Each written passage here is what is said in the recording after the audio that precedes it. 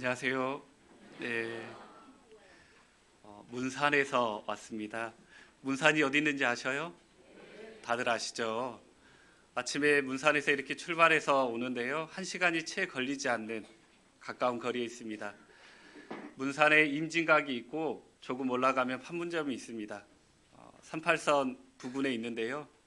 많은 분들이 그곳에 살기 무섭지 않냐고 두렵지 않냐라고 물어보시는데요. 우리가 알아야 될 것은 북한에서 포를 쏘면 제대로 된 건 다 서울로 온답니다. 문산은 불발탄만 떨어지는 곳이라 안전한 지역이라고 하는데요. 두렵지 않냐라고 물어보는 것은 실례일 것 같습니다. 문산교회는 2014년 1월 1일부로 파주교회에서 자립을 했고요. 만 4년이 지나 지금 5년째를 맞이하고 있습니다. 주일날 성인 50여 명이 모이고 있는 작은 교회이고요. 또 주변에 10만여 명의 이뤄진 많은 영혼들이 있습니다. 힘있게 말씀을 전할 수 있도록 문산교회도 기억해 주시고요. 기도해 주시면 고맙겠습니다. 함께 기도드리겠습니다.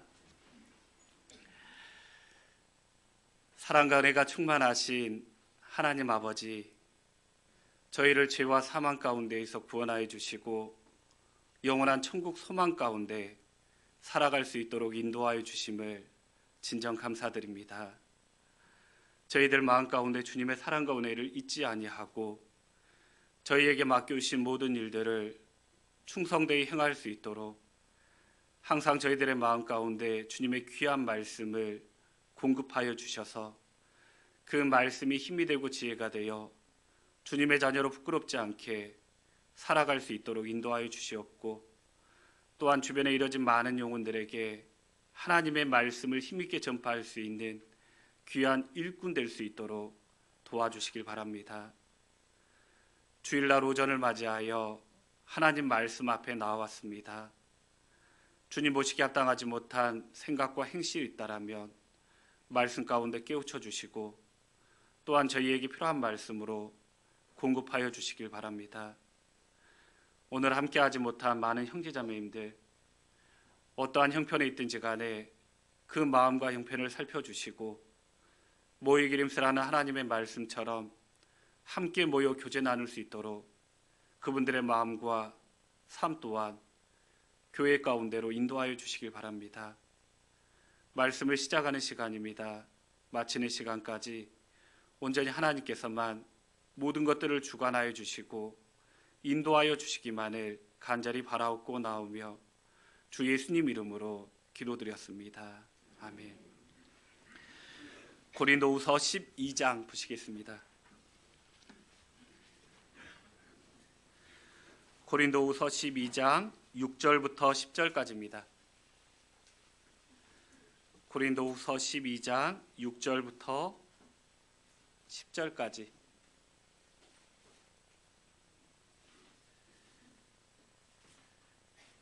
제가 읽겠습니다. 내가 만일 자랑하고자 하여도 어리석은 자가 되지 아니할 것은 내가 참말을 함이라.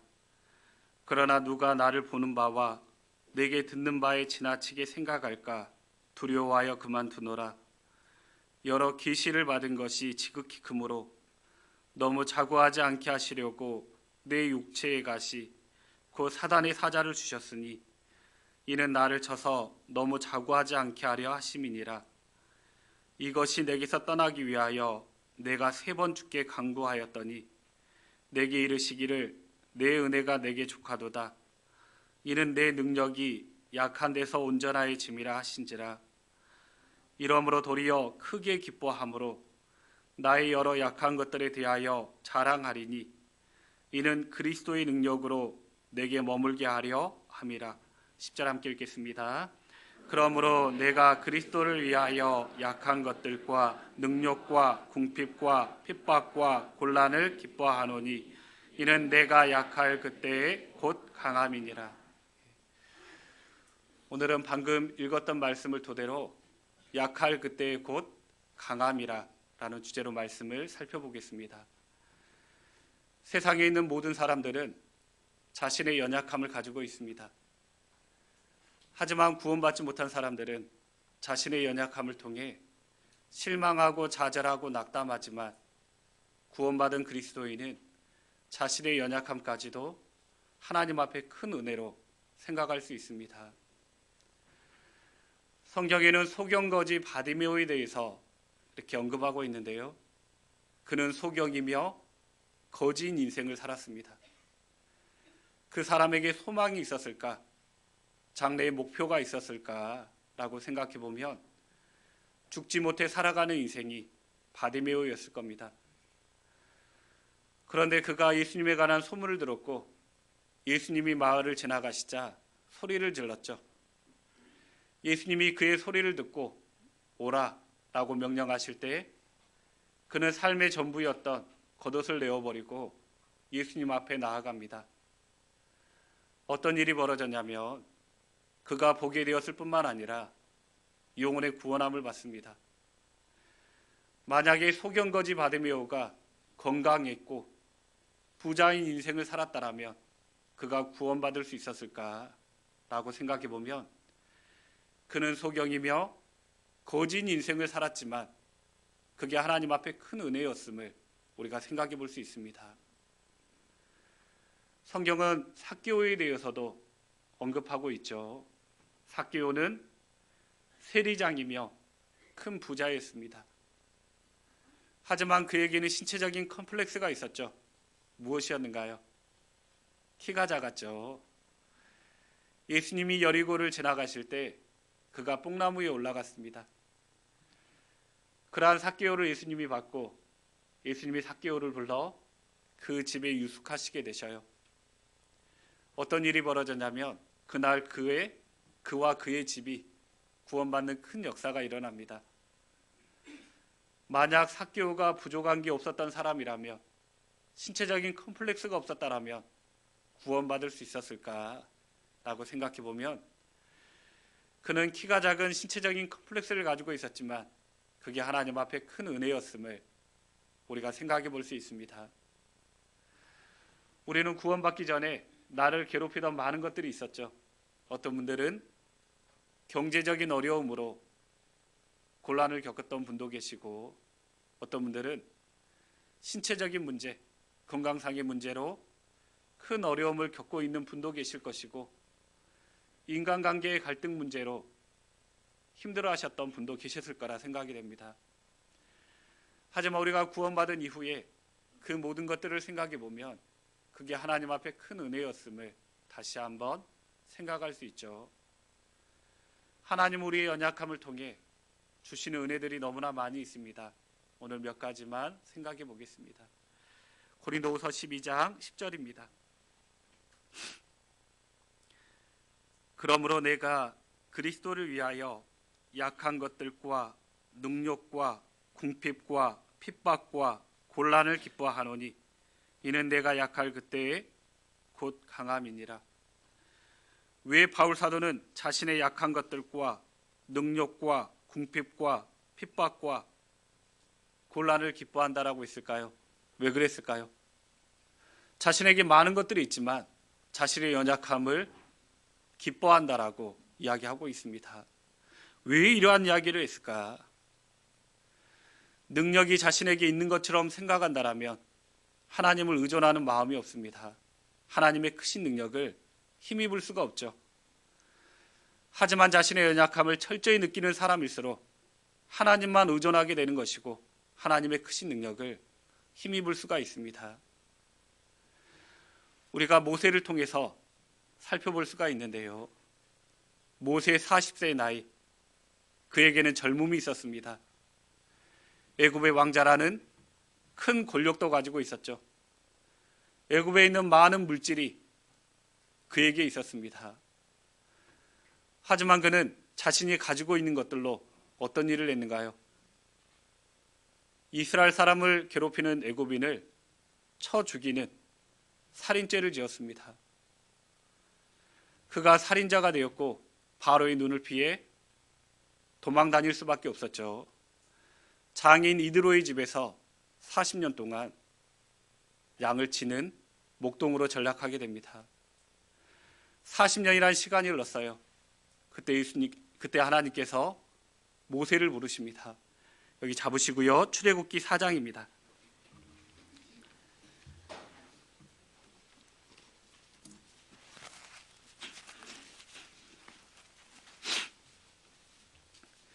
출애굽기 4장 2절 말씀.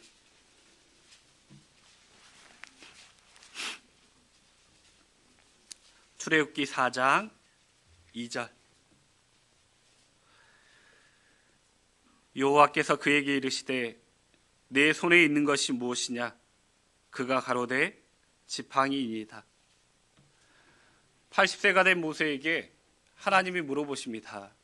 내 손에 있는 것이 무엇이냐? 이제 모세에게는 젊음이 사라졌죠.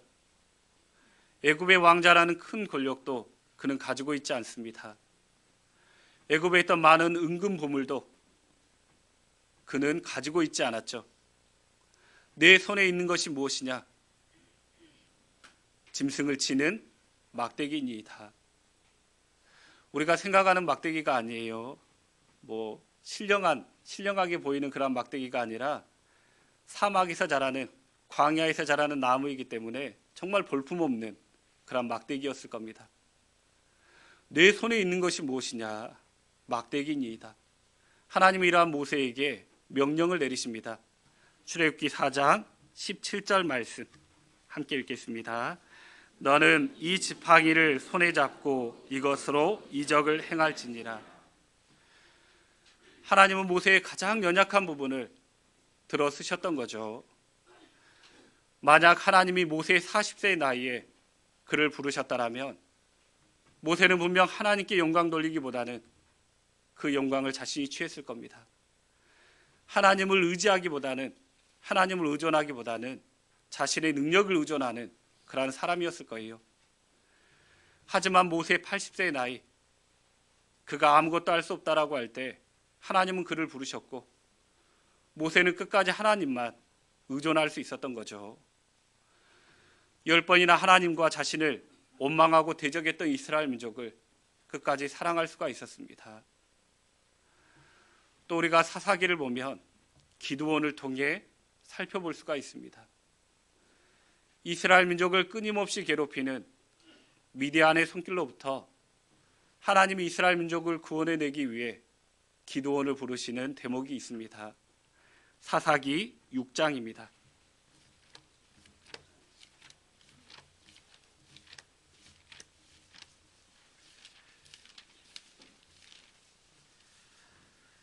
사사기 6장 12절 말씀, 구약 369페이지입니다.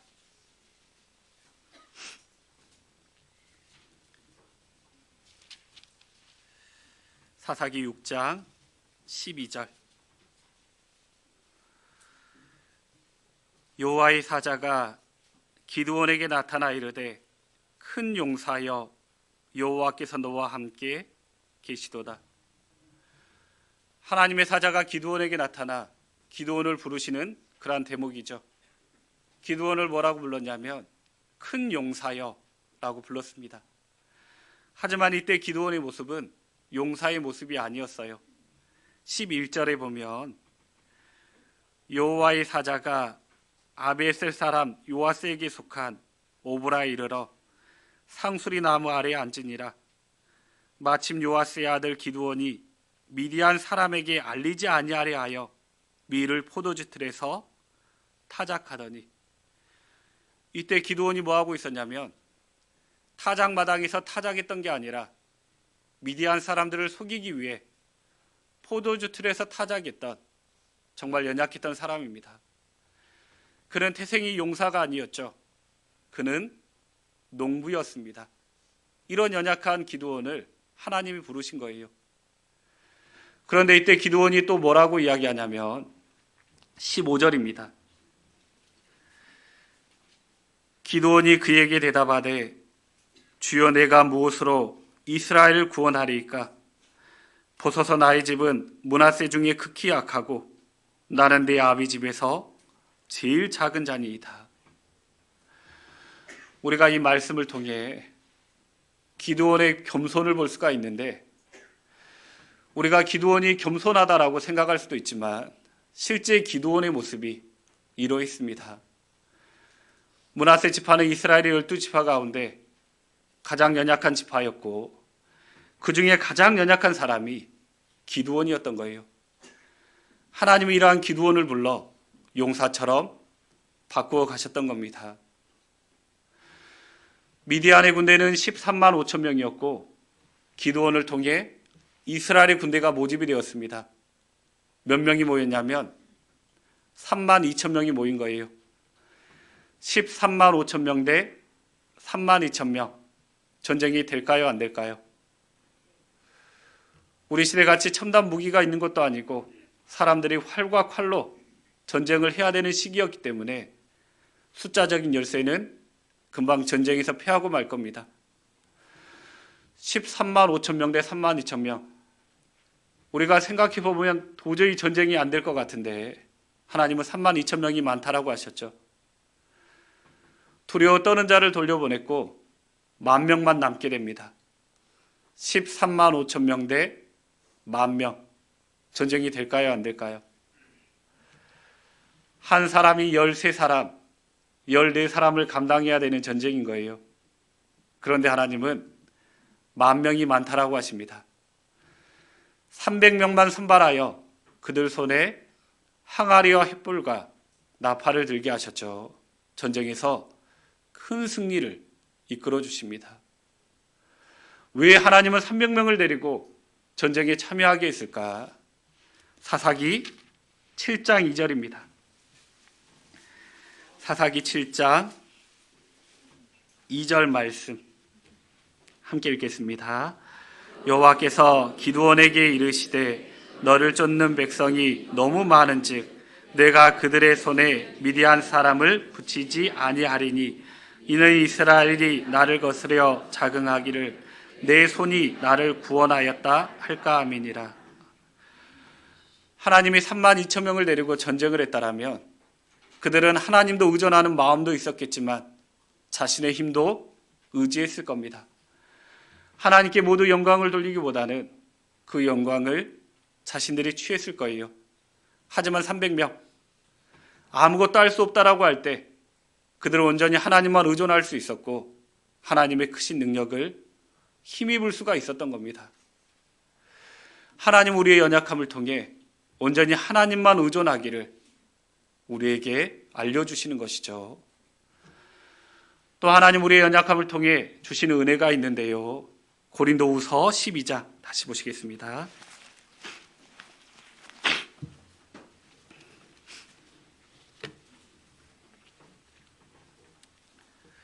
고린도후서 12장 7절입니다.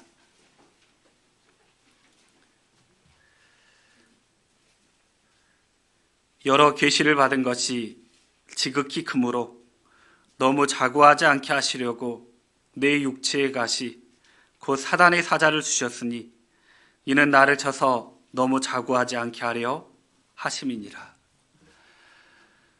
하나님 우리의 연약함을 통해 우리가 교만해지는 것을 막고 계십니다. 교만은 패망의 선봉이라고 했죠. 교만한 사람은 하나님이 쓰실 수가 없습니다. 바울 사도는 가진 게 너무나 많았던 그러한 사람이었습니다. 그는 태어날 때부터 유대인이었지만 로마의 시민권을 가지고 있었죠. 이스라엘 사람이었지만 태어날 때부터 로마의 시민권을 가지고 있었다는 것은 바울의 가문이 너무나 좋았다는 것을, 그의 가문이 부자였다는 것을 우리가 생각해 볼 수 있습니다. 바울 사도는 당대의 최고의 교육기관이었던 가마리알 문화에서 교육을 받았던 거예요. 가문도 좋고 학벌도 좋았죠. 성경 신약 27권 가운데 절반 이상인 14권을 기록하신 분이 바울 사도입니다. 셋째 하늘까지 갔다 오신 분, 그분이 바로 바울이시죠. 그런데 그러한 바울 사도에게 하나님이 육체의 가시를 주셨습니다. 아마 바울 사도가 심한 안질이 있었던 것 같아요. 3번 떠나가기를 하나님 앞에 크게 간구하였지만 하나님은 뭐라고 하셨는가요? 내 은혜가 내게 족하도다. 하나님은 치료의 하나님이시기도 하지만 예방하시는 하나님이십니다. 바울 사도가 교만해지는 것을 막기 위해 하나님은 그에게 육체의 가시, 육체의 연약함을 허락하셨던 겁니다. 우리가 이렇게 신앙생활 하다 보면, 교제 생활하다 보면 많은 형제자매들과 교제할 기회가 있습니다. 생각에 어떤 분들은 저분들도 연약함이 있을까? 저분들도 힘든 게 있을까? 라는 생각이 들 때가 있습니다. 어떤 분들이 저에게 물어보셔요. 목사님도 고민이 있으시냐고, 이렇게 고난이 있으시냐고 이렇게 물어보시는데 어떠할까요? 저도 많은 고민이 있고 고난이 있죠. 전혀 부족할 게 없는 것처럼 보이는 형제자매들, 함께 교제하다 보면, 깊은 이런 대화를 하다 보면 많은 연약함이 있다는 것 우리가 알 수가 있습니다. 어떤 분들은 경제적인 어려움으로 심한 고통을 받고 있는 분들이 계십니다. 어떤 분들은 인간관계의 갈등, 부부 사이는 사랑과 믿음으로 결합된 그러한 관계이지만 사랑이 식고 믿음이 깨지는 의무적인 부부 생활을 하시는 분도 계셔요.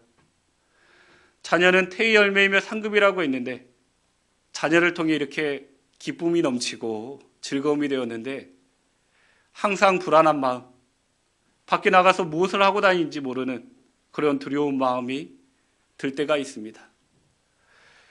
형제자매들은 사랑과 믿음으로 결합된 위로의 대상이 되어야 되지만 사랑의 말이 아닌 상처의 말을 들을 때가 있을 수가 있죠. 그러한 것들로 어려움을 겪는 분도 계시고 어떤 분들은 건강상의 어려움을 겪는 분들이 계십니다. 우리의 깊은 내면들을 보면 하나님이 우리에게 연약함을 허락하셨습니다. 왜 그러한 것들을 주셨을까요? 하나님은 모든 것들을 해결해 줄 수 있는데 왜 우리에게 연약함을 주셨냐면 우리가 교만해지는 것을 막고 계신다라는 겁니다. 또 하나님 우리의 연약함을 통해 주시는 은혜가 있는데요. 우리의 연약함을 통해 형제자매의 필요성, 교회의 필요성을 더욱 알게 해주십니다. 자기가 모든 것을 할 수 있다라고 하는 사람들은 독립적인 정신이 강합니다. 하지만 자신의 연약함을 철저히 느끼는 사람일수록 형제자매의 필요성, 교회의 필요성을 더욱 알게 되는 거예요.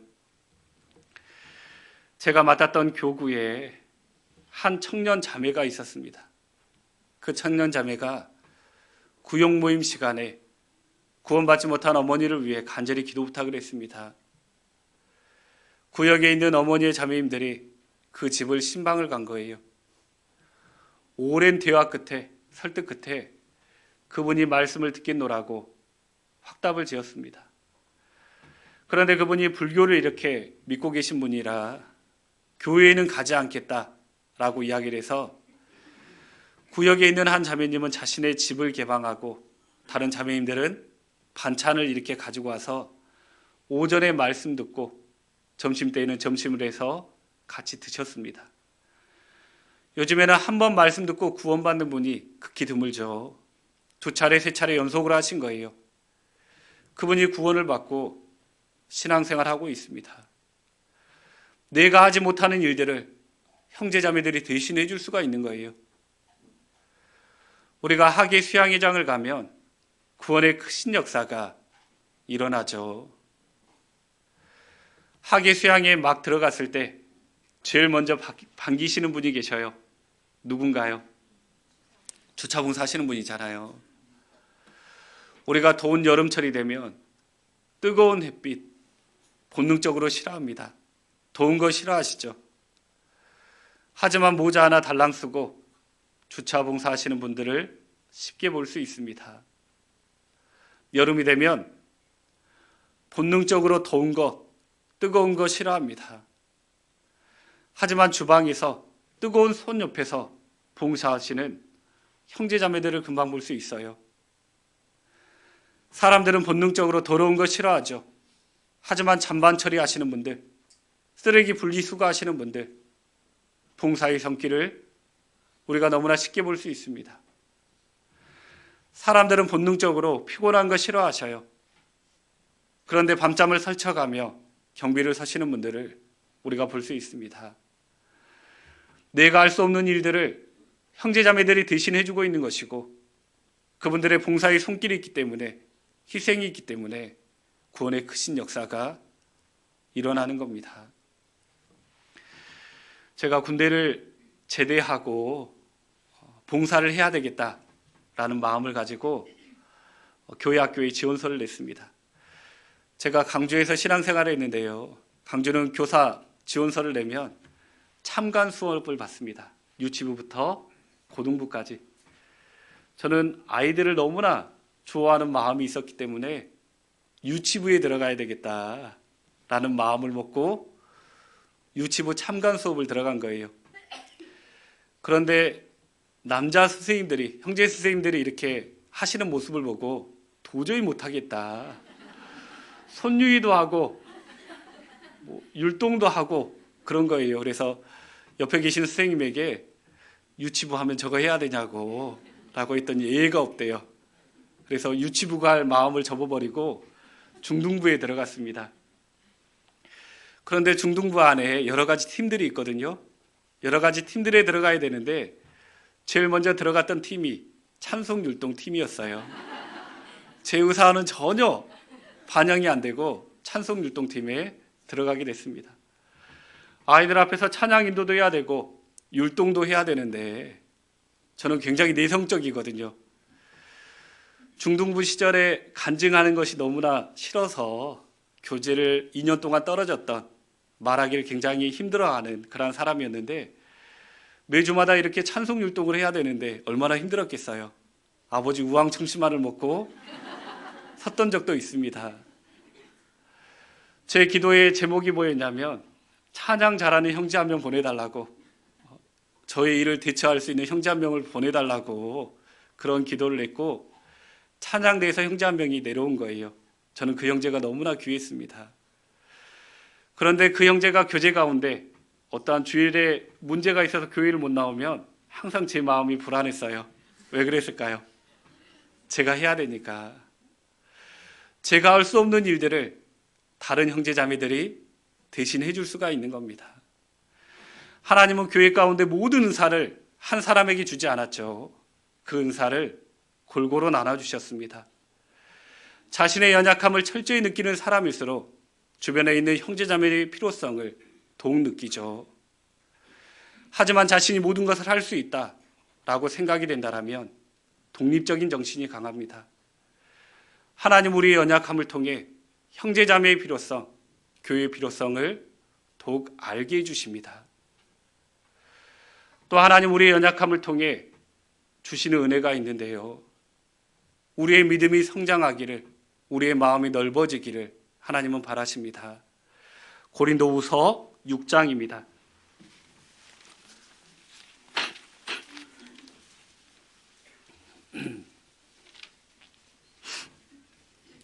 고린도후서 6장 11절부터 13절까지 제가 읽겠습니다. 고린도인들이여, 너희를 향하여 우리의 입이 열리고 우리의 마음이 넓었으니 너희가 우리 안에서 좁아진 것이 아니라 오직 너희 심정에서 좁아진 것이니라. 내가 자녀에게 말하듯 하노니 보답하는 양으로 너희도 마음을 넓히라. 바울 사도는 고린도 성도들에게 마음을 넓히라고 당부하고 계십니다. 왜 바울 사도가 고린도 성도들에게 마음을 넓히라고 당부하고 있을까요? 고린도 성도들은 바울 사도를 판단했습니다. 저 사람은 글에는 힘이 있지만 말은 조란 사람이다. 저 사람은 신뢰하지 못할 사람이다. 너희를 향한 내 마음이 좁은 게 아니라 너희가 좁아진 시각 가운데 나를 바라보기 때문에 마음에 많은 문제 삼지 않느냐. 보답하는 양으로 마음을 넓히라. 여러분들, 왜 고린도 성도들은 그 위대한 바울 사도까지 판단하게 됐을까요? 왜 그랬을까요? 고린도전서 1장입니다.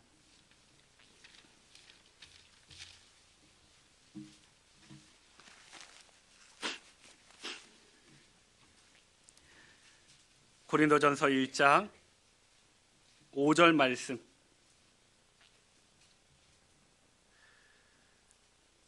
이는 너희가 그의 안에서 모든 일, 곧 모든 구병과 모든 지식의 풍족함으로. 고린도 성도들은 모든 구병과 말을 잘했던 거예요. 본인들이 말을 잘했기 때문에 조금 말에 어눌한 바울 사도를 판단했던 겁니다. 모든 지식의 풍족함으로 그들은 가지고 있던 지식이 많았던 거예요. 자신이 가지고 있는 것들로 바울 사도를 바라봤던 겁니다. 7절에 보면 너희가 모든 은사에 부족함이 없이. 고린도 성도들은 하나님께 받은 은사가 너무나 많았던 겁니다. 자신이 가지고 있던 것들로 바울 사도를 바라봤기 때문에 많은 문제가 되었던 겁니다. 어머니의 주방에서 이렇게 많은 봉사를 하는데요. 주방에서 왜 다툼이 일어나는가요? 내가 할 수 없다라고 생각한다라면 다툼이 일어나지 않습니다. 나는 요리에 일가견이 없어. 나는 음식을 잘 만들지 못해. 여러분들, 그런 분들이라면 다툼이 일어나지 않아요.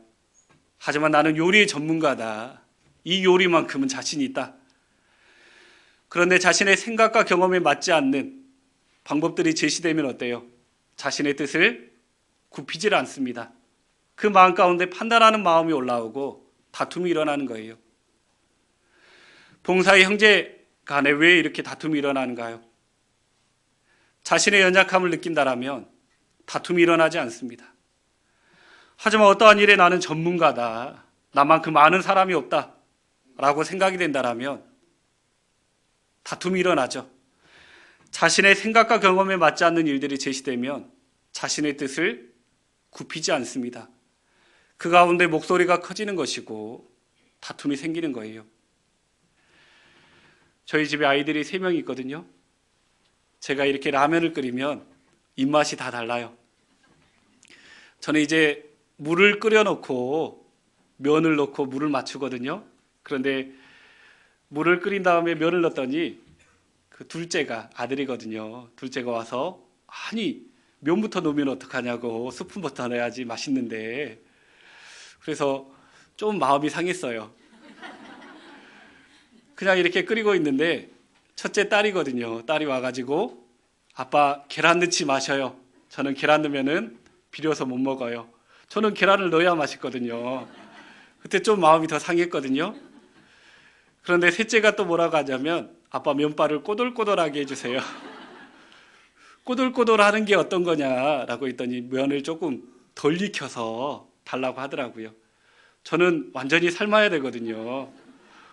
그러려면 너희들이 끓여 먹어. 주는 대로 먹어. 라고 했지만 같이 사는 아이들도 입맛이 다 달라요. 생각들이 다르고. 라면은 그냥 끓이면 다 라면이에요. 어떻게 끓이든지 맛있더라고요. 우리가 생각과 경험과 기질들이 다 다르지만 자신의 뜻을 굽히지 않고 자신의 것들을 내세운다라면 다툼이 끊이질 않습니다. 자신의 연약함을 느낀다라면 다툼이 일어나지 않아요. 바울 사도는 하나님께 받은 게 너무나 많았던 그러한 분이셨죠. 고린도후서 1장입니다.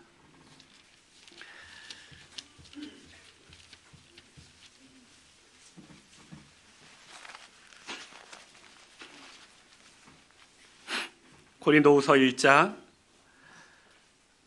8절 9절 말씀.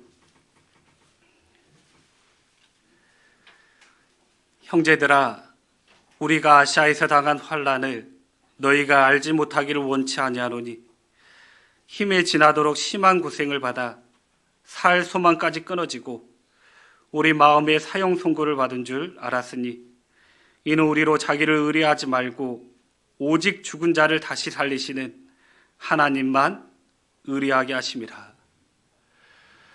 바울 사도는 너무나 많은 고난을 받으셨던 그러한 분이셨습니다. 그러한 고난 가운데 자신의 연약함을 철저히 느끼며 하나님만 의존하는 법을 배우셨던 거예요. 고린도후서 1장을 보면 하나님의 위로에 관한 말씀이 계속 반복되어 있습니다. 바울 사도는 많은 고난을 통해 그 마음이 넓어지고 그 믿음이 성장했음을 우리가 알 수가 있습니다. 하나님 우리에게 고난을 허락하시고 우리의 연약함을 허락하시는 것은 우리의 마음이 넓어지기를, 우리의 믿음이 성장하기를 간절히 바라고 계십니다.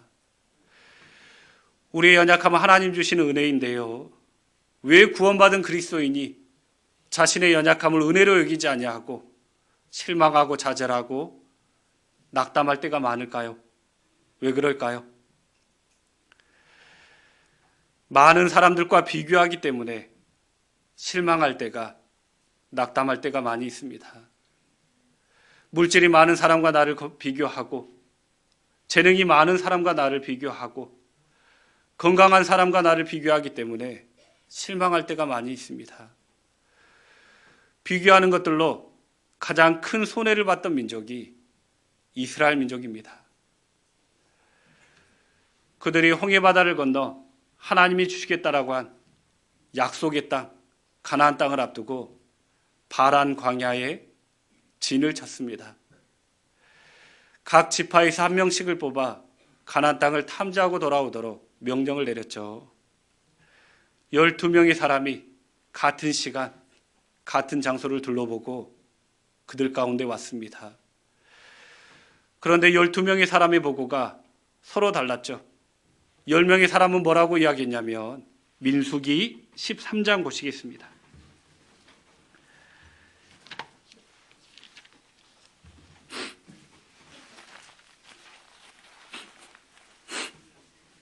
구약 217페이지입니다.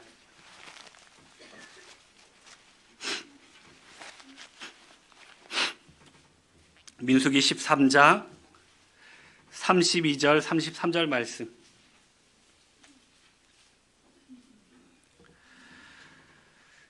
이스라엘 자손 앞에서 그 탐지한 땅을 악평하여 가로되, 우리가 두루 다니며 탐지한 땅은 그 거민을 삼키는 땅이요, 거기서 본 모든 백성은 신장이 장대한 자들이며, 거기서 또 네피름 우손 아낙 자손 대장부들을 보았나니 우리는 스스로 보기에도 메뚜기 같으니 그들의 보기에도 그와 같았을 것이니라. 10명의 사람은 뭐라고 이야기했냐면, 그 땅은 너무나 기름진 땅이다. 포도 한 송이를 두 장정이 어깨에 메고 올 정도로 너무나 기름진 땅이기 때문에 우리가 그 땅을 능히 차지하더라도 많은 민족들로부터 침략을 받게 되는 거민을 삼키는 땅이다. 또 그 땅에 살고 있는 네피림 우손 아낙 자손 대장부들을 보니까 우리는 그들에 비하면 뭐와 같다라고 이야기했는가요? 메뚜기 같다라고 비하 발언을 했습니다. 하지만 같은 시간 같은 장소를 둘러보고 온 여호수아와 갈렙의 보고는 이들과 달랐죠. 민수기 14장 8절 9절입니다. 함께 읽겠습니다. 여호와께서 우리를 기뻐하시면 우리를 그 땅으로 인도하여 들이시고 그 땅을 우리에게 주시리라. 이는 과연 젖과 꿀이 흐르는 땅이니라. 오직 여호와를 거역하지 말라. 또 그 땅 백성을 두려워하지 말라. 그들은 우리의 밥이라. 그들의 보호자는 그들에게서 떠났고 여호와는 우리와 함께 하시느니라. 그들을 두려워 말라 하나. 그 땅은 우리가 능히 취할 수 있는 땅이다. 그들은 우리의 밥이다. 그들은 용사처럼 담대하게 이야기를 했습니다. 여러분들, 왜 10명의 사람은 자신들이 메뚜기가 되었고 여호수아와 갈렙은 용사처럼 담대할 수가 있었을까요? 왜 그랬을까요? 10명의 사람들은 그 땅에 살고 있는 사람과 자신들을 비교했기 때문에 자신들이 메뚜기가 된 겁니다. 하지만 여호수아와 갈렙은 하나님의 약속의 말씀을 붙들고 그 땅을 바라봤기 때문에 우리가 그 땅을 능히 취할 수 있다. 그들은 우리의 밥이다. 용사처럼 담대할 수가 있었습니다. 여러분들은 세상 가운데 살아가며 어떠한 마음으로 살고 계신가요? 세상 사람들과 끊임없이 나를 비교하며 메뚜기처럼 살고 계시지는 않는가요? 아니면 여호수아와 갈렙처럼 하나님의 약속의 말씀을 붙들고 저들은 우리의 밥이다, 그런 담대한 마음으로 살고 계신가요? 이스라엘 사람들은 10명의 보고를 받아들였습니다. 모세와 하나님을 원망하고 여호수아 갈렙을 돌로 쳐 죽이려고 했죠. 지도자를 새로 뽑아 애굽으로 돌아가려는 움직임을 보였던 거예요. 하나님이 이러한 그들에게 징계를 내렸죠. 어떠한 징계를 내리셨는가요? 그들이 40일 동안 가나안 땅을 탐지하고 돌아왔는데 하루를 유연으로 쳐서 바로 들어갈 수 있는 가나안 땅을 40년 동안 돌아 들어가게 했습니다. 그들이 허송세월 보냈던 거예요. 우리가 세상 가운데 살아가며 메뚜기처럼 살고 있다라면 하나님 우리에게 징계를 내리실 겁니다. 우리에게 어떠한 징계를 내리실까요? 많은 시간 헛되이 보내는 그러한 징계를 내리실 겁니다. 우리는 입버릇처럼 주님 오실 날이 얼마 남지 않았다라고 이야기하고 있습니다.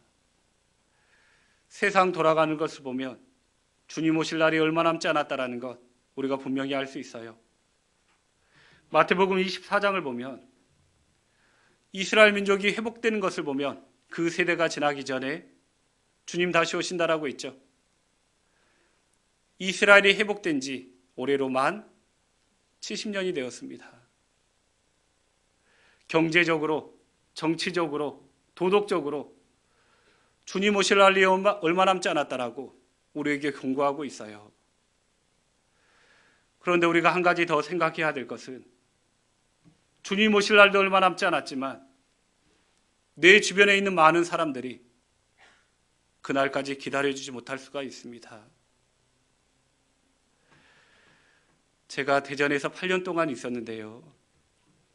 대전에서 이렇게 신앙생활을 할 때 항상 교회당에 가면 저를 반겨주시던 정말 아버지 같던 집사님이 계셨습니다.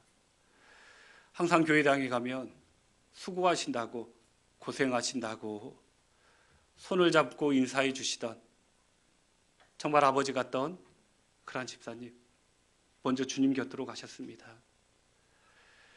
교회당에 왔을 때 내 아들 같다라고 항상 반겨주시던 어머니와 같던 어르신이 계셨어요. 그분이 심장 수술을 하셨는데 많은 분들이 회복될 때까지 교회당에 오시지 말라고 말씀은 테이프로 갖다 드리겠노라고. 그분이 극구 교회당에 오셨습니다. 수요 말씀을 들으시고 집으로 돌아가시는 과정 속에 쓰러지신 거예요. 회복되지 못하시고 주님 품으로 가셨습니다. 제가 맡았던 교구의 봉사의 형제님, 간암 수술을 하셨는데 5년 만에 재발을 하신 거예요. 그분이 간암 말기 집에 계실 때 형제자매들과 신방을 갔습니다. 얼굴은 붉게 변해 있고 배는 복수에 차 있었습니다. 그 모습을 보고 뭐라 위로해 줄 말이 없었어요. 그런데 그 형제님이 저희를 보고 이런 이야기를 하더라고요. 목사님, 저 때문에 걱정하지 마셔요. 저는 천국 갈 수 있는 확실한 소망이 있습니다. 한 가지 제 마음이 무거운 것은 남겨진 가족 때문에 제 마음이 무겁노라고, 가족들을 위해 더 기도해 주시라고. 그분이 5년 전에 돌아가셨습니다. 가까이 교제를 하시던, 가깝게 지내시던 형제자매님이 돌아가실 때 마음 가운데 슬픔도 있지만 큰 위로도 있어요. 어떤 위로가 있는가요? 언젠가 다시 볼 수 있다라는 마음에 큰 위로가 있습니다. 그런데 구원받지 못한 형제자매들의 가족의 부고 소식을 들을 때가 있습니다. 장례식장에 가면 정말 슬퍼하시는 형제자매님, 뭐라 위로해 줄 말이 없습니다. 세상 사람들은 이 땅에서 이별로 슬퍼하지만 우리 구원받은 그리스도인은 세상 사람들이 알지 못하는 더 큰 슬픔이 있는 거예요. 주님 오실 날도 얼마 남지 않았지만 내 주변에 있는 많은 사람들이 그때까지 기다려주지 못할 수가 있습니다. 여러분들 어떠한 마음으로 살고 계신가요? 이뤄진 영혼들을 바라보며 차갑고 냉랭한 마음이 있다라면 그거 주님이 주신 마음 아닙니다. 사단의 마음이에요. 솔로몬의 재판 아시죠? 솔로몬 앞에 두 여인이 한 아이를 놓고 서로 자기 아이라고 주장할 때 진짜 엄마의 마음과 가짜 엄마의 마음을 통해 주님의 마음과 사단의 마음을 엿볼 수가 있습니다. 열왕기상 3장 보시겠습니다.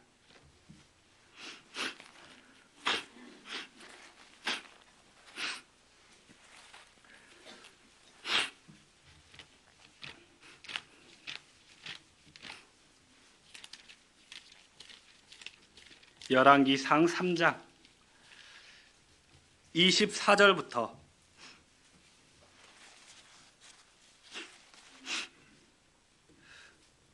제가 읽겠습니다. 또 가로되 칼을 내게로 가져오라 하니 칼을 왕이 앞으로 가져온지라 왕이 이르되 산 아들을 둘에 나눠 반은 이에게 주고 반은 저에게 주라. 그 산 아들의 어미 되는 계집이 그 아들을 위하여 마음이 불붙는 것 같아서 왕께 아뢰어 가로되 청컨대 내 주여 산 아들을 저에게 주시고 아무쪼록 죽이지 마옵소서 하되 한 계집은 말하기를 내 것도 되게 말고 내 것도 되게 말고 나누게 하라 하는지라. 솔로몬이 칼을 가져와 그 아이를 반으로 나누라고 했습니다. 가짜 엄마는 뭐라고 했는가요?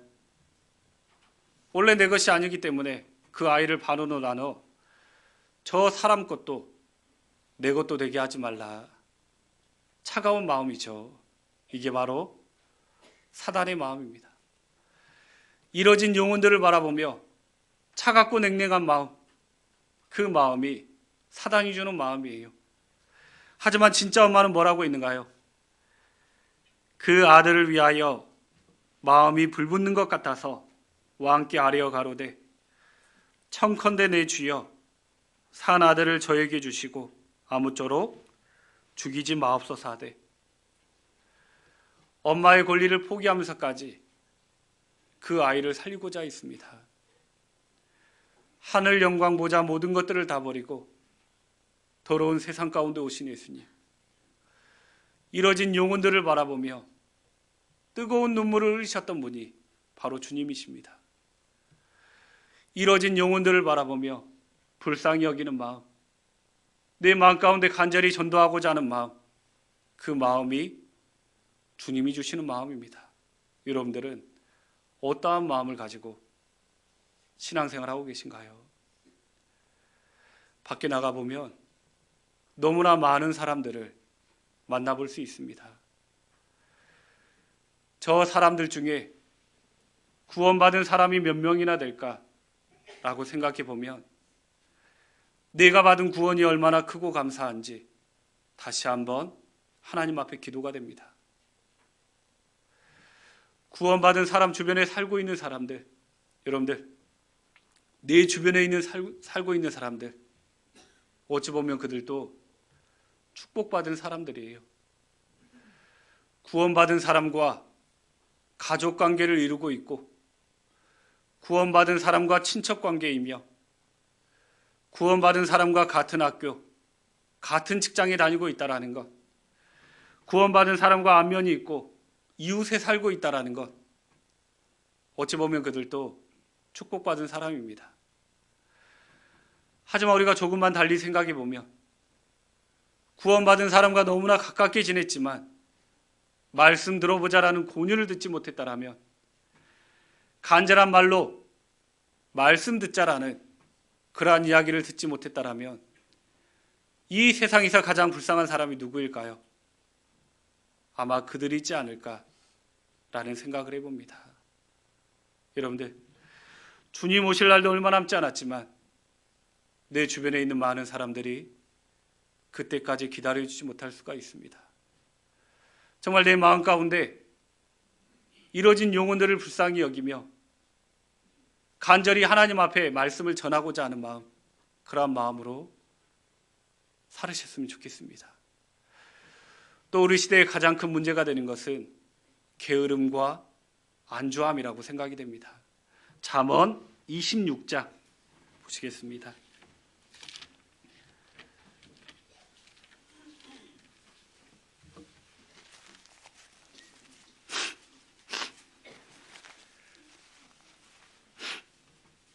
잠언 26장 13절부터 16절까지, 잠언 26장 13절부터 16절까지 제가 읽겠습니다. 게으른 자는 길에 사자가 있다, 거리에 사자가 있다 하느니라. 문짝이 돌조기를 따라서 도는 것 같이 게으른 자는 침상에서 구우느니라. 게으른 자는 그 손을 그릇에 놓고도 입으로 올리기를 괴로워하느니라. 게으른 자는 선이 대답하는 사람 7보다 자기를 지혜롭게 여기느니라. 게으름과 안주함 가운데 살아가는 사람들 4가지 특징이 잘 나와 있는데요. 나는 몇 가지나 해당이 되는지 속으로 헤아려가며 살펴보셨으면 좋겠습니다. 13절에 보면 게으른 자는 길에 사자가 있다, 거리에 사자가 있다 하느니라. 밖에 사자가 있어 나가지 못하겠다라고 하는 사람들, 자기가 하지 못하는 일들에 대해 이유와 핑계거리가 많다라면 게으름과 안주함 가운데 살고 있는 사람입니다. 교제하지 못하고 봉사하지 못하고 희생하지 못하는 자기 자신에게 이유와 핑계가 많다라면 게으름 가운데 있는 사람이에요. 교회 가운데 있다 보면 답답할 때가 너무나 많이 있습니다. 여러분들, 주님의 일이 더 중요해요? 아니면 회사 일이 더 중요해요? 정확하게 이야기해 보셔요. 주님의 일이 더 중요해요? 아니면 회사 일이 더 중요해요? 주님의 일이 더 중요하죠. 학생들은 학교가 더 중요할까요? 아니면 교회 학교가 더 중요할까요? 솔직하게 이야기해 보셔요. 학교가 더 중요해요? 아니면 신앙교육을 받는 교회 학교가 더 중요할까요? 교회 학교가 중요하죠. 그런데 학교 늦으면 어때요? 아침에 일어났는데 늦잠 잔 거예요. 아침에 일어났는데 회사 늦게 생긴 거예요. 그럼 마음이 어때요? 굉장히 분주해집니다. 늦으면 택시를 타고서라도 이렇게 빨리 가려고 하잖아요. 하지만 주일날 일어났는데 늦잠을 잔 거예요. 마음이 어떠신가요? 이왕 늦은 거 라고 생각지 않으신가요? 찬송이 시작되었는데도 밖에 서성거리고 계신 분들이 계십니다. 어떤 분들은 커피 마시고 어떤 분들은 교제한다라고 이렇게 모여 계셔요. 학교에서 그러면 어떨까요? 수업 정이 쳤는데 음료수 다 마시고 들어갈게요. 친구하고 정말 중요한 대화하고 있는데 끝나고 들어갈게요. 그럴 수 있어요? 없어요? 없잖아요. 우리가 게으름으로 익힌 많은 습관들이 있습니다. 그러한 것들을 버려야 돼요. 오늘 주일날 꼭 온다라고 이야기했어요. 근데 안 왔어요. 전화해 보니까 어떠한 이유가 돼요.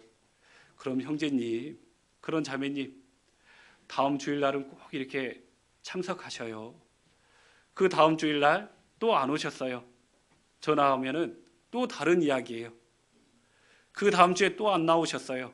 전화하면은 또 다른 핑계를 대셔요. 여러분들, 내가 하지 못하는 일들에 대해 이유와 핑계거리가 많다라면 그게 바로 게으름과 안주함 가운데 있는 겁니다. 14절에 보면 문짝이 돌조기를 따라서 도는 것 같이 게으른 자는 침상에서 구우느니라. 여러분, 돌조기가 뭐냐면 문짝과 문틀을 고정하는 장치입니다. 한번 문짝이 돌조기에 고정이 되면 열렸다 닫혔다를 반복하지만 항상 제자리인 거예요. 우리의 삶에 진전이 없는 것, 변화가 없는 것, 그게 바로 게으름입니다. 1년 전의 나의 모습과 현재의 나의 모습이 변화가 없다라면 게으름 가운데 살고 있는 거예요. 여기에서 말하는 게으름은 하루를 단지 바쁘게 생활했기 때문에 내가 게으르지 않다, 이러한 개념이 아니죠. 내 삶에 변함이 없는 것, 진전이 없는 것, 이게 바로 게으름 가운데 있는 겁니다. 어제의 나의 모습과 오늘의 나의 모습, 내일의 나의 모습이 변화가 없다라면 우리가 게으름 가운데 있는 겁니다. 작년에 했던 반성을 올해 똑같이 하고 있다라면 그게 바로 게으름과 안주함 가운데 있는 거예요. 또 15절입니다. 게으른 자는 그 손을 그릇에 놓고도 입으로 올리기를 괴로워하느니라. 이 게으른 사람 보셔요. 이 사람은 음식이 없어 먹지 않는 게 아니죠. 음식은 있지만 그 음식 먹기를 게을리하는 사람. 사람이 음식을 먹지 않으면 어떻게 될까요? 힘을 잃겠죠. 우리가 음식을 먹지 않으면 힘을 잃게 될 겁니다. 힘을 잃으면 주저앉게 되고 거기서 더 먹지 않으면 들어 눕게 될 겁니다. 생각은 어떨까요? 내가 빨리 기운 차려 이것도 해야 되고 저것도 해야 될 텐데 생각은 무수히 많지만 할 수 있는 힘이 있을까요? 없을까요? 없어요. 왜냐하면 먹지 않았기 때문에.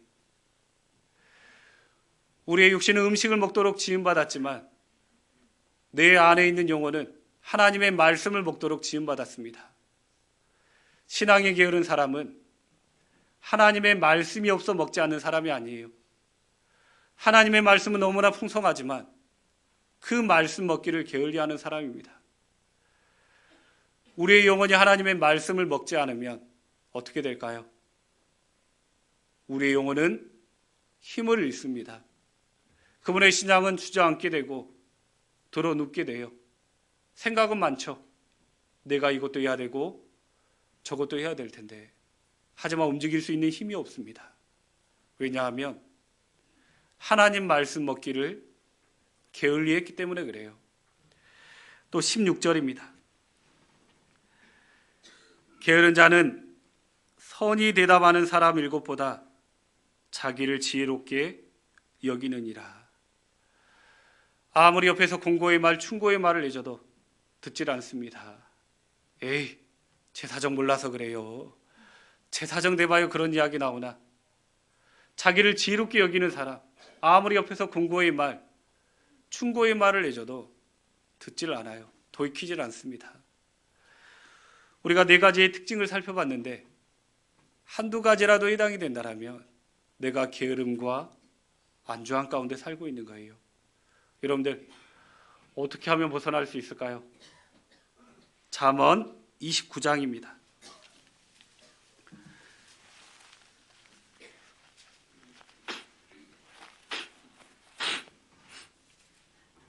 잠언 29장 18절 말씀 함께 읽겠습니다.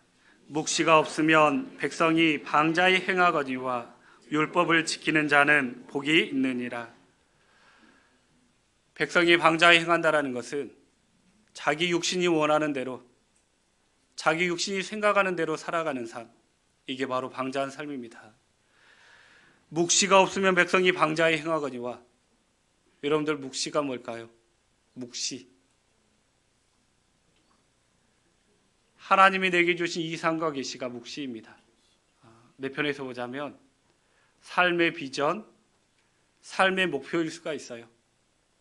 내가 살아가는 목적, 삶의 목표가 분명치 않다라면 우리의 삶이 방자한 삶으로 치달을 수 있습니다. 여러분들은 무엇을 위해 사시는가요? 어떠한 삶의 목표를 가지고 계신가요? 이러한 것들이 분명치 않다라면 우리의 삶이 방자한 삶으로 치닫습니다. 하나님은 나를 구원해 주시고 이 땅 가운데 남겨두신 목적이 분명히 있습니다. 우리는 그 목적에 부합되는 삶을 사셔야 되는 거예요. 여러분들, 우리가 연초가 되면 우리의 삶이 정비가 되고 열심히 살아가시죠. 하지만 연말이 되면 우리의 마음이 흐려져요. 잘 나가던 교제도 빠지게 되고 봉사도 내년에 할까 말까 하는 마음이 생깁니다. 왜 그럴까요? 연초가 되면 삶의 목표를 분명히 세우거든요.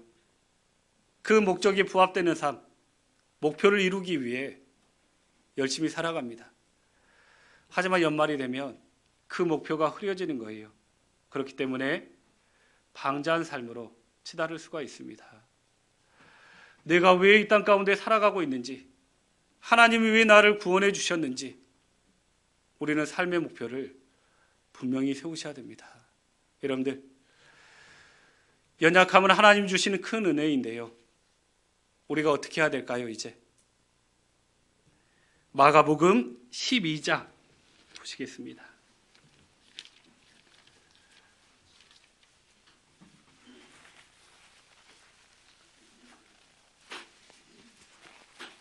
마가복음 12장 41절부터 44절까지.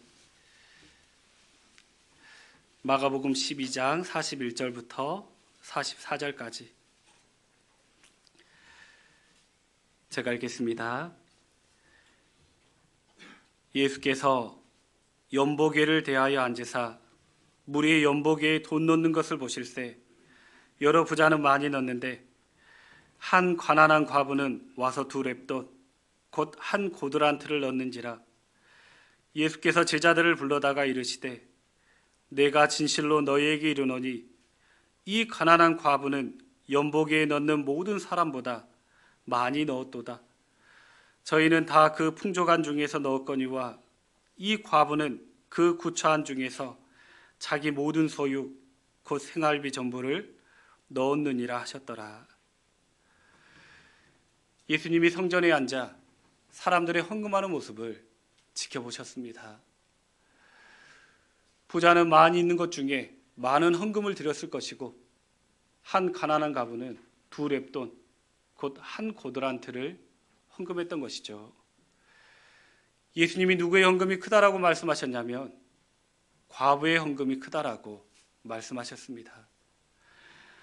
2렙돈 한 고드란트의 가치가 얼마이냐면요, 한 고드란트는 한 아사리온의 4분의 1 가격입니다.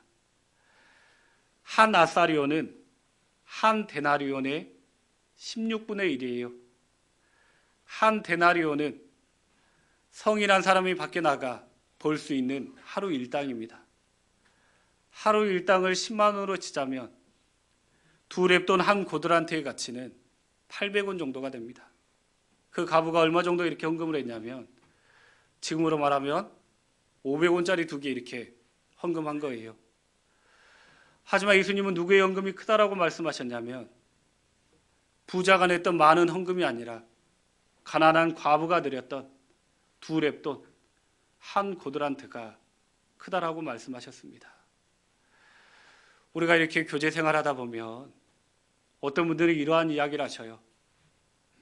내가 지금 너무나 형편이 어렵기 때문에 다음에 이 형편이 풀리면, 이 어려운 일들이 해결되면 그때 헌금하겠다.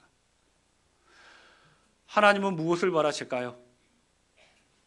내가 많이 있을 때 드려지는 헌금보다 정말 연약할 때 드려지는 헌금들, 그 마음으로 드려지는 그 물질을 하나님은 더욱 크게 보신다라는 겁니다. 많이 있는 중에도 헌금을 하셔야 돼요. 하지만 연약한 중에도 드려지는 그러한 물질들이 하나님은 더욱 크게 보신다라는 거예요. 물질도 그렇지만 시간도 마찬가지입니다. 어떤 분들은 시간을 많이 낼 수 있는 직장 생활을 하셔요. 어떤 자매님들은 직장에 다니시지 않고 가정에 계시는 자매님들이 계십니다. 직장에 다니는 자매님들보다 많은 시간을 낼 수가 있죠. 어떤 분들은 너무나 바쁜 가운데 신앙생활 하시는 분들이 계셔요. 내가 10시간을 낼 수 있는 그러한 시간 가운데 3시간을 하나님 앞에 드렸습니다. 몇 퍼센트 드린 거예요? 30% 드린 거죠. 내가 2시간밖에 낼 수가 없어요. 그런데 1시간을 하나님 앞에 드린 겁니다. 몇 프로 드린 거예요? 50% 드린 거죠. 누가 더 클까요? 시간으로 치자면 3시간 드린 게 많겠지만 50% 드린 게 더 많이 드린 거죠. 어떤 분들은 직장 다니다가 갈등할 때가 있어요. 내가 지금 끝나고 교회 가면 모임이 거의 끝날 시간인데, 내가 지금 끝나고 가면 목사님 말씀하고 계실 텐데 방해되지 않을까? 차라리 집에 갈까? 지금 가면은 수요 말씀 끝날 때쯤인데 가야 될까 말아야 될까?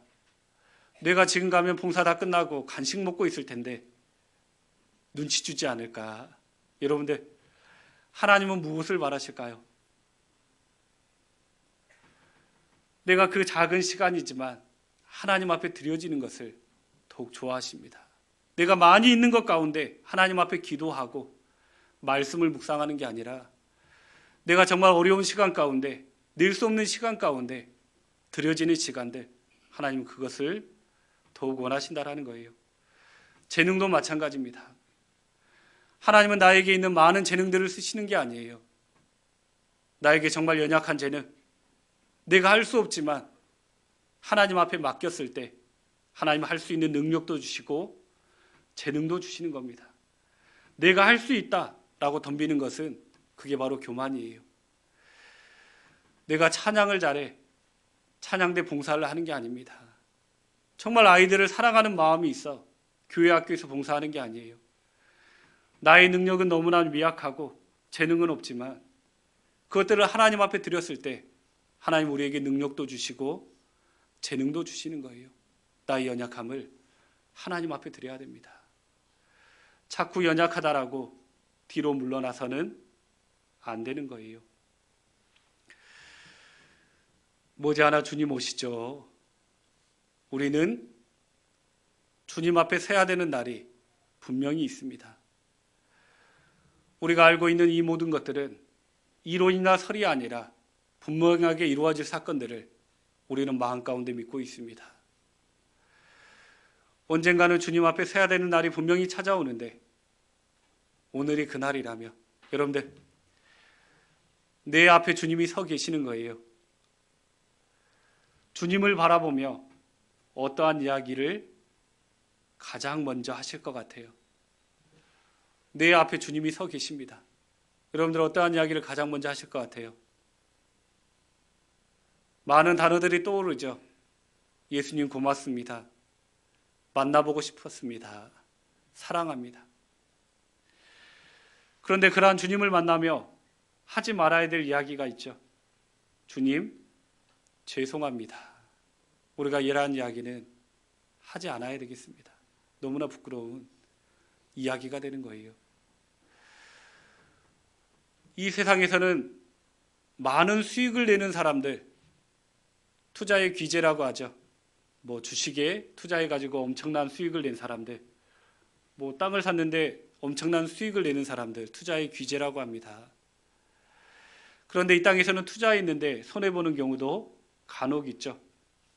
여러분들, 투자했는데 절대 손해보지 않는 투자처를 알려드릴까요? 몇 배로 될지 몰라요. 상상할 수가 없습니다. 오늘 1,000원짜리 주식이 내년에 100만 원이 된다라면 여러분들 어떻게 해야 돼요? 빚내서라도 사야겠죠.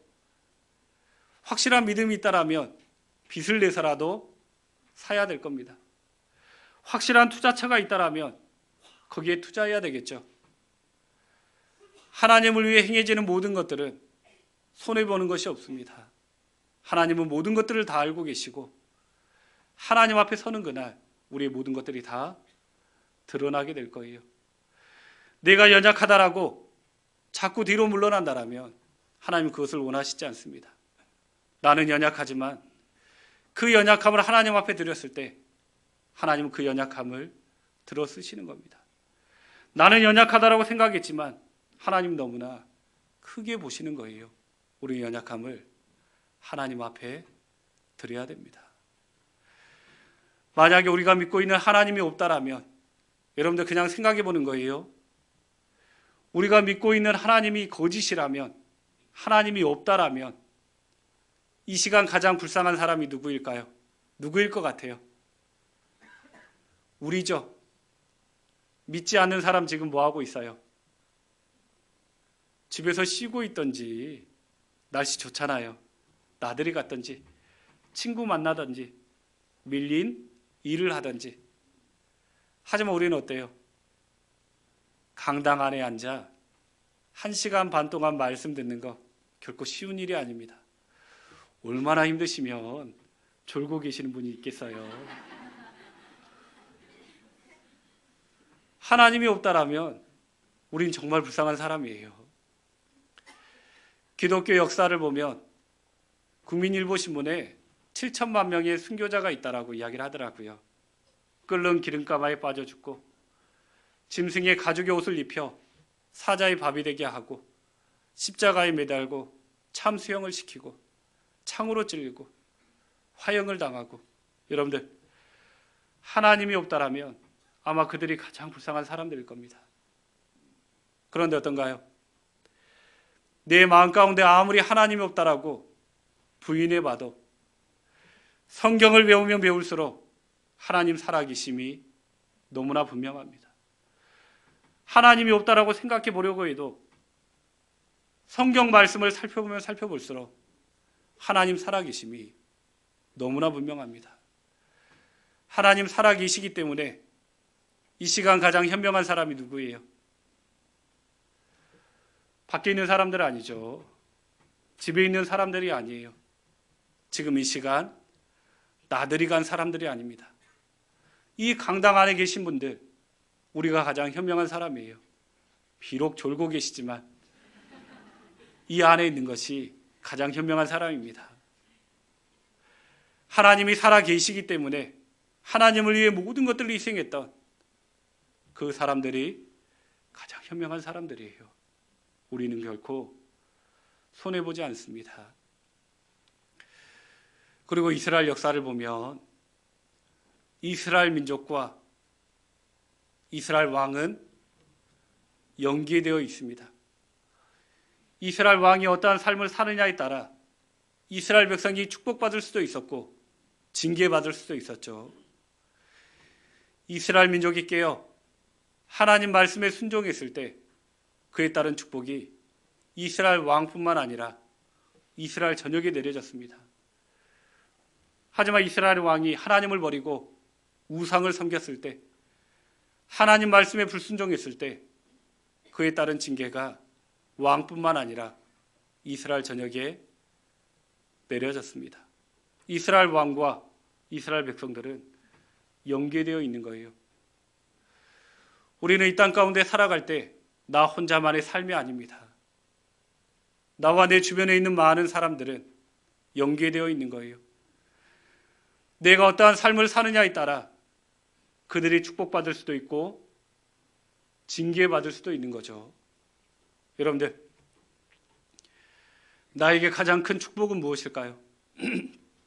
나에게 가장 큰 축복 무엇일 것 같아요? 나를 통해 구원의 역사, 생명의 역사가 계속 일어나는 것, 그게 가장 큰 축복입니다. 나에게 가장 큰 징계는 무엇일까요? 나를 통해 구원의 역사, 생명의 역사가 일어나지 않는 겁니다. 우리 서울 중랑교회 성도님들과 이 지역에 살고 있는 많은 사람들은 연계되어 있습니다. 여러분들이 어떠한 삶을 사느냐에 따라 그들이 축복받을 수도 있고 징계받을 수도 있는 거죠. 우리만의 삶이 아니라 정말 깨어 하나님 앞에 우리의 모든 것들을 드렸을 때 하나님 우리를 통해 크게 역사하실 겁니다. 지금보다도 더욱 큰 하나님의 역사가, 구원받는 역사가 날로 날로 일어날 거라 생각이 됩니다. 우리가 연약하다라고 내 자신을 생각하면 연약한 부분들이 너무나 많이 있지만 우리 연약함을 하나님 앞에 드렸을 때 그건 연약한 게 아닙니다. 하나님은 그 연약함을 통해 크게 역사할 수가 있을 거예요. 서울 중랑교회 하면은 큰 교회잖아요. 문산교회에 비하면 정말 큰 대형 교회입니다. 우리 중랑교회 부족한 게 있을까? 어려운 일이 있을까? 저희는 이렇게 생각할 수 있지만 우리 성도님들은 어때요? 어려움도 많고 부족한 게 많을 거라 생각이 됩니다. 하지만 그러한 연약함을, 그러한 어려움들을 하나님 앞에 내어 맡길 때, 드렸을 때 더욱 큰 역사가 일어날 거라 분명히 믿습니다. 우리 문산교회는 점점 이렇게 성장하는 교회인데요, 우리 서울 중랑교회가 모범이 될 수 있도록, 우리 중랑교회를 많이 배울 수 있도록 우리 형제 자매님들이 더욱 열심히 주님의 일을 행하셨으면 좋겠습니다. 그리고 우리 문산교회 기억해 주시고요, 항상 기도해 주시면 더욱 고맙겠습니다. 아셨죠? 네, 함께 기도드리겠습니다. 하나님 감사합니다. 오늘 귀한 하나님의 말씀으로 저희 마음 가운데 큰 교훈을 주셨습니다. 저희들 마음으로만 그치지 아니하고 삶 가운데 모든 것들이 나타날 수 있도록 저희들의 마음과 모든 삶을 주관하여 주시길 바랍니다. 우리 서울 중랑교회 모든 형제자매님들, 그 마음을 하나님이 살펴주시고 또한 하나님의 말씀으로 하나가 되어 주변에 이뤄진 많은 영혼들에게 하나님의 말씀을 전할 수 있도록 도와주시옵고 구원의 크신 역사가 더욱 일어나기를 간절히 바랍니다. 담임을 맡고 계시는 우리 김호찬 목사님, 하나님께서 건강을 더욱 허락하여 주시고 또한 목사님을 중심으로 교회가 하나가 되어 주님의 크신 뜻을 이루어갈 수 있는 큰 교회 될 수 있도록 도와주시길 바랍니다. 앞으로 많은 것들을 계획하며 추진해 나가려 합니다. 모든 것들이 주님의 뜻 가운데 이루어지고 주님께만 영광 돌릴 수 있는 삶을 살아갈 수 있도록 힘 주시고 또한 인도해 주시기만을 간절히 바라옵고 나오며 주 예수님 이름으로 기도드렸습니다. 아멘. 찬송하시겠습니다. 찬송가 410장입니다.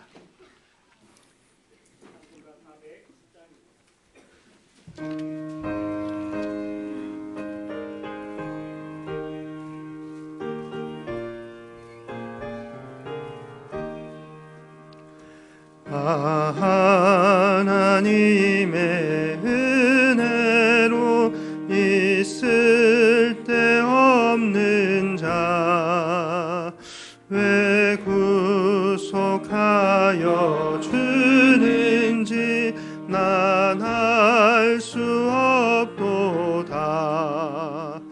내가 믿고 또 의지함은 내 모든 형편 잘 아는 주님, 늘 돌보아 주실 것을 나는 확실히 아네. 왜 내게 굳센 믿음과 또 복음 주셔서 내 마음이 항상 편한지 난 알 수 없도다. 내가 믿고 또 의지함은 내 모든 형편 잘 아는 주님, 늘 돌보아 주실 것을 나는 확실히 아네. 왜 내게 성령 주셔서 내 마음을 감동해 주 예수 믿게 하는지 난 알 수 없도다. 내가 믿고 또 의지함은 내 모든 형편 잘 아는 주님, 늘 돌보아 주실 것을 나는 확실히 아네. 주 언제 강림하실지 혹 밤에 혹 낮에 또 주님 만날 그곳도 난 알 수 없도다. 내가 믿고 또 의지함은 내 모든 형편 잘 아는 주님 늘 돌보아 주실 것을 나는 확실히 아네. 광고 있으시겠습니다.